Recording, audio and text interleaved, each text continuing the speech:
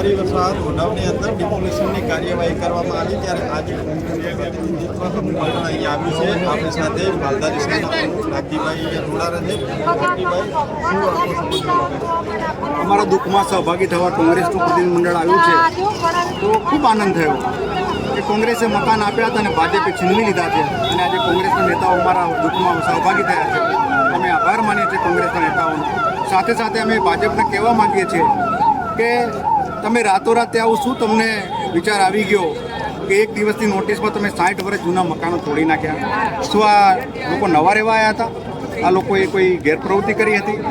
તમારી બનાવેલી સરકારનો કાયદો છે કે 30 વર્ષ જૂનો પુરાવો હોય ને વૈકલ્પિક વ્યવસ્થા આપવી જોઈએ, તો આ લોકોને વૈકલ્પિક વ્યવસ્થા પણ ના આપવામાં આવી, ન તો જગ્યા વેચાણ માટેની કોઈ દરખાસ્ત કરવામાં આવી। આની પાછળનો જે પર્દાફાશ કરવાનો છે હું આપની ચેનલની માધ્યમથી કહું છું કે ચોક્કસપણે મને વિશ્વાસ છે કે આપણી ચેનલ આને જસ લે અને બહાર આવે અને આમાં ષડયંત્ર છે કે જમીન ઉપર કોનો દોરો છે અને કોના હિસાબે રાતોરાત ડિમોલેશન થયું છે એની ઊંડાણપૂર્વક તપાસ કરવી જોઈએ। તમારા હિસાબે કોનું લાગી રહ્યું? ચોક્કસપણે આમાં જે સ્થાનિક લોકો હોય નેતાઓ એની નજર હોઈ શકે છે। જમીન ઉપર કિંમતી જમીન છે। આજે અહીંયા વસવાટ કર્યું ત્યારે લાઇટ નહોતી, દીવો કરીને લોકો રહેતા હતા 60 વર્ષ પહેલાં। આજે આ વિકાસ થયો અને જગ્યા કિંમતી થઈ છે તો સ્થાનિક નેતાઓની આની પર નજર લાગે છે એવું ચોક્કસ કહી શકું છું।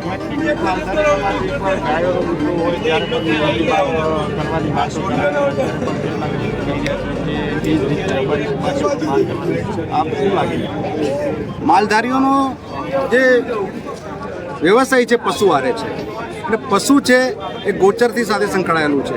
એટલે પહેલાં તો પશુ હટાવ્યા એટલે ગોચરો ઉદ્યોગપતિને આપ્યા, માલધારીઓ હટાવીને એ ગોચરની જે લડત લડતા માલધારીઓને ડિમોલેટ કરવા એને દબાવવા આ એક મોટું ષડયંત્ર છે। આજે માલધારીઓ કહે છે કે અમારા ગોચર નથી, ગાયોના ગોચર છે, પશુઓના ગોચર છે, એના કોઈ અમે માલિક નથી। પણ ગાયોના ગોચરની વાત માલધારીઓ ન ઉપાડે, ગાયોની વાત ન ઉપાડે, એના કારણે ક્યાંકના ક્યાંક માલધારીઓને દબાવવાનો પ્રશ્ન થઈ રહ્યો છે।